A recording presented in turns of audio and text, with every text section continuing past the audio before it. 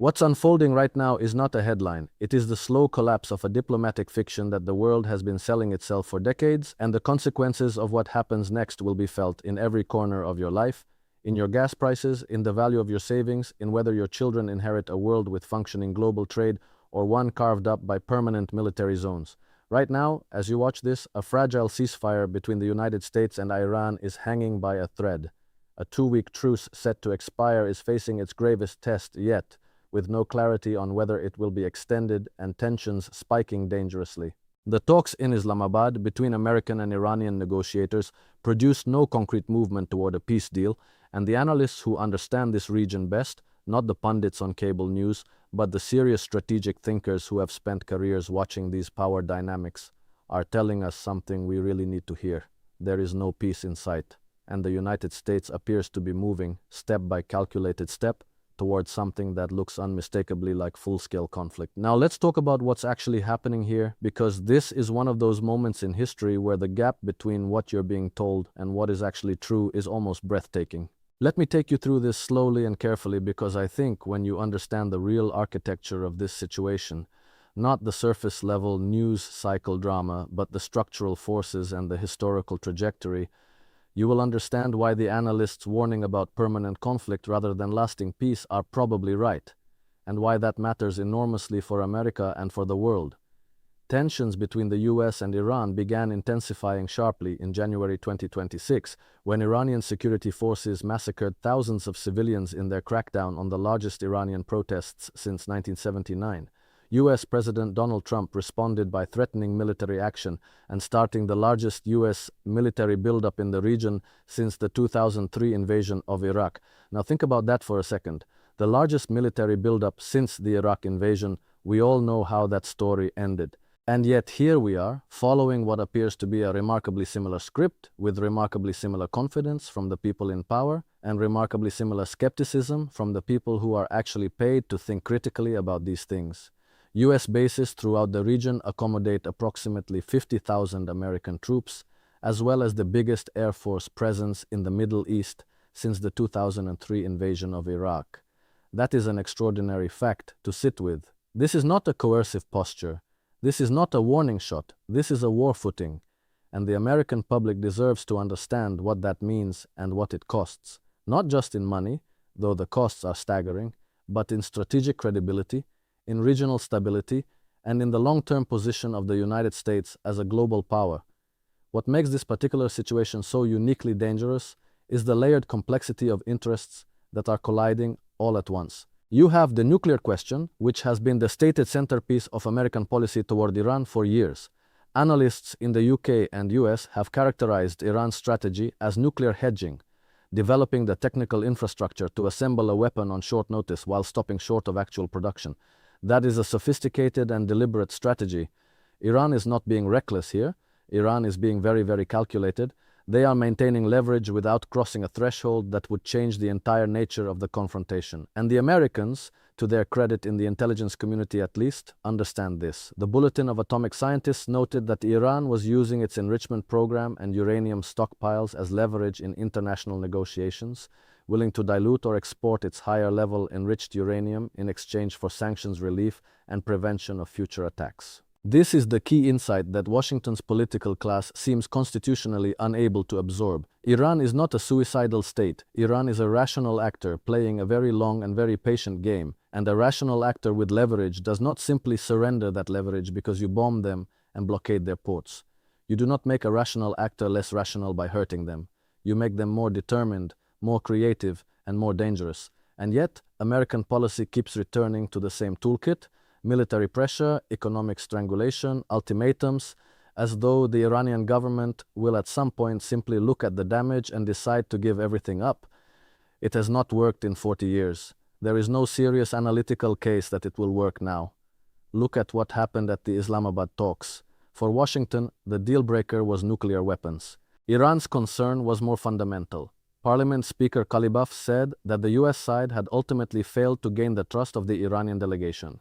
Iran was bombed twice in the midst of talks with the United States over the last year. Tehran wanted assurance that the war would really be over this time, that the bombing would not restart once they made concessions. That is a devastatingly reasonable position. How do you negotiate a surrender of your most valuable strategic asset with a counterpart who has bombed you twice during the negotiation process itself?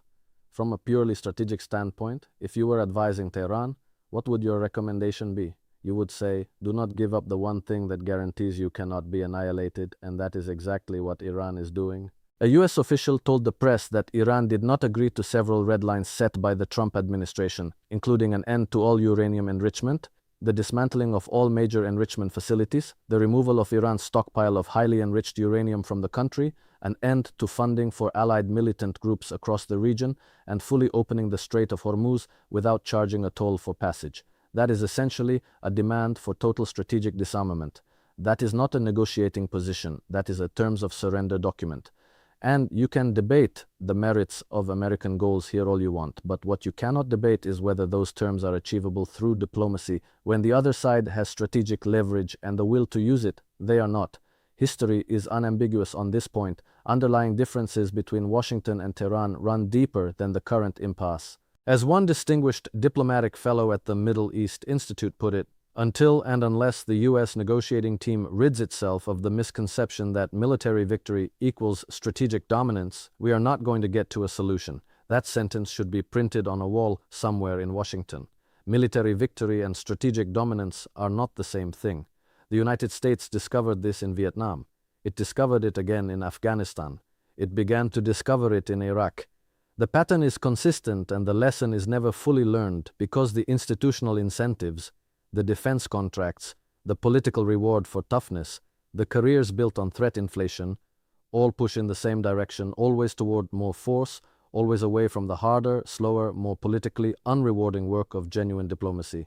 And then there is the economic dimension, which the American public is perhaps not fully connecting to this conflict yet, but will be.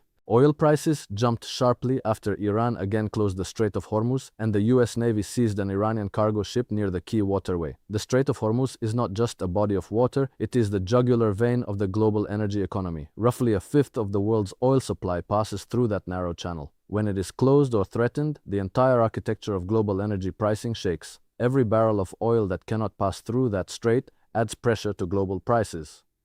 Every spike in global prices shows up in American gas stations, in American heating bills, in the cost of everything that moves by truck or ship.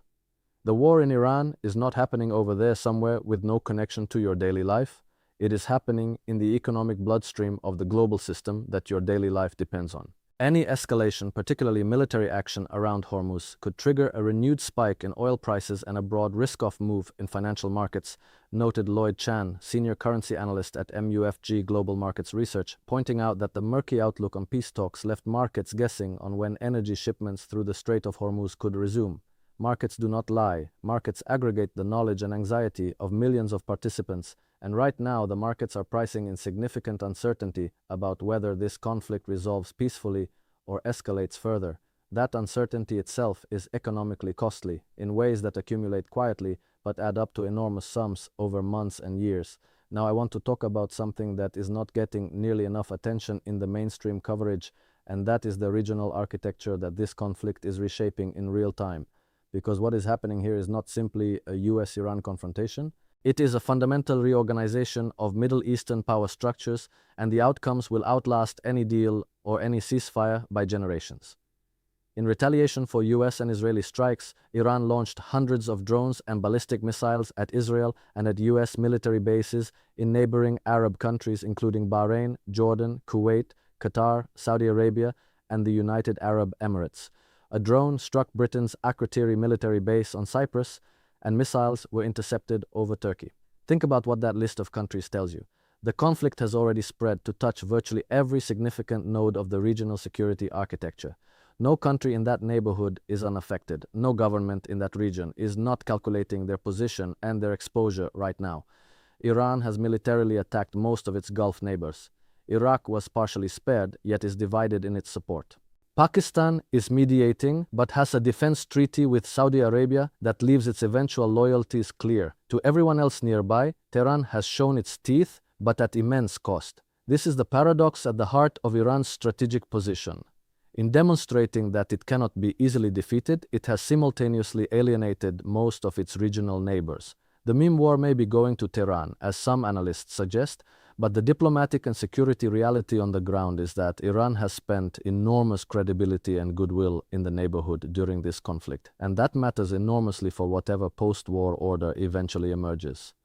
A policy assessment from Daniel Benaim, former Deputy Assistant Secretary of State for Arabian Peninsula Affairs, said the US has fallen short of its key aims in Iran, warning there is now a more complex military and diplomatic position than at the start of the war. That is a remarkable admission from someone with that kind of insider background. The US has fallen short of its key aims. After 53 days of the most intense airstrikes since the Iraq invasion, after deploying 50,000 troops to the region, after imposing a naval blockade, after targeting over 13,000 military sites according to reports, the US has fallen short of its key aims. What were those aims? Regime change at minimum, denuclearization certainly. A fundamentally different Iranian government willing to accept American terms. None of those things have been achieved, and the analysts are telling us that the current trajectory is not leading toward those outcomes. What makes this moment particularly dangerous is the ceasefire architecture itself, or rather the lack of it. Trump extended the ceasefire until Tehran submits a proposal to end the conflict permanently, while simultaneously continuing the blockade of Iranian ports. But Iran's foreign minister had already said that the blockade amounts to an act of war and constitutes a violation of the ceasefire.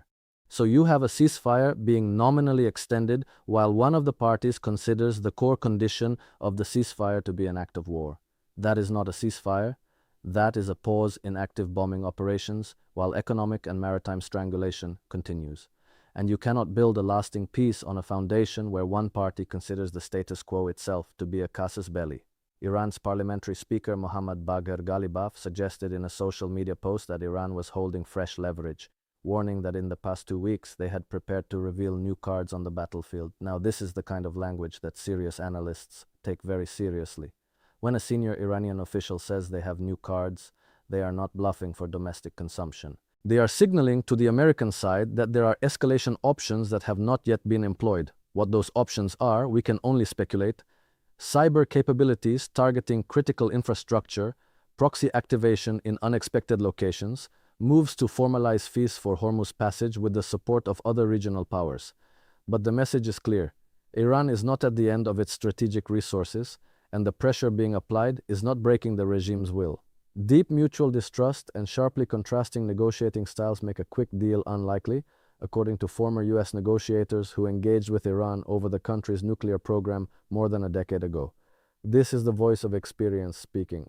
People who sat across from Iranian negotiators who understand the culture, the history, the internal political dynamics of Tehran, the way decisions are made inside that system. Those people are telling us not to expect a quick resolution. And their track record of understanding this theater is considerably better than the record of the political operatives who insist that maximum pressure always produces results. The truth is that maximum pressure works on weak states with no strategic alternatives. It does not work reliably on states with significant military capability, regional influence, energy leverage, and a population with a long historical memory of foreign intervention. Iran is all of those things simultaneously. Iran's apparent strength stems from survival and defiance, from remarkable endurance rather than actual military triumph, and that distinction matters enormously. You cannot bomb defiance out of a civilization that has existed for 3,000 years. You can damage infrastructure, you can kill commanders, you can disrupt supply chains, but you cannot bomb away the fundamental strategic calculus of a state that believes its existence is at stake. As of the third week of the conflict, analysts found little evidence of significant defections or desertions in the Iranian military. Military defections had been considered a necessary condition for regime change. There it is. The regime change strategy, which has never been officially acknowledged but has clearly been part of the thinking on the American and Israeli side, requires military defections. Those defections are not happening at scale. The pressure is not producing the internal fracturing that the optimistic scenario for this conflict required. And without that fracturing, you are left with a damaged but intact state that has every incentive to reconstitute its capabilities and seek revenge for what has been done to it. Oil prices rose over 40% since the start of the war. 40%. Let that sink in. Every American who drives a car, heats a home, or buys goods that are transported by truck or ship is paying a real and ongoing economic cost for this conflict. And that cost is not reflected in the political calculus that produced the decision to go to war, because the people making those decisions do not pay gas prices the way ordinary Americans do. The asymmetry of sacrifice in this conflict, as in most conflicts, is enormous. The people who bear the costs are not the people who made the choices, and that disconnect is precisely what makes war so much easier to start than to end. What I want you to take away from this is not despair. I want you to take away clarity, because clarity is the precondition for any kind of serious response, whether that is political engagement, economic preparation, or simply the kind of informed citizenship that a democracy requires from its people. The situation is this: between an expiring ceasefire and a possible deal lies a range of ways in which this war could proceed, and analysts are mapping out those scenarios with increasing urgency. The optimistic scenario, in which a face-saving formula is found that both sides can sell as a victory, remains technically possible. The sticking points ahead of a US-Iran deal resemble smaller details of pride and positioning rather than insurmountable hurdles. Neither side can accept an agreement they cannot pretend is a victory, and Iran must feel its military deterrent remains intact. But the pessimistic scenario, in which the ceasefire collapses, full-scale hostilities resume, and the conflict escalates into something genuinely catastrophic for the entire region and for global economic stability, is not a fringe analysis. It is the base case for a significant number of serious analysts. And the architecture of the situation, the depth of the mistrust, the maximalism of the American demands, the Iranian refusal to negotiate under threat, the blockade that Tehran calls an act of war, all of that points toward continued escalation rather than genuine resolution. The analysts warning us that no peace is in sight are not being alarmist. They are reading the structural signals correctly, and the rest of us need to start reading them too.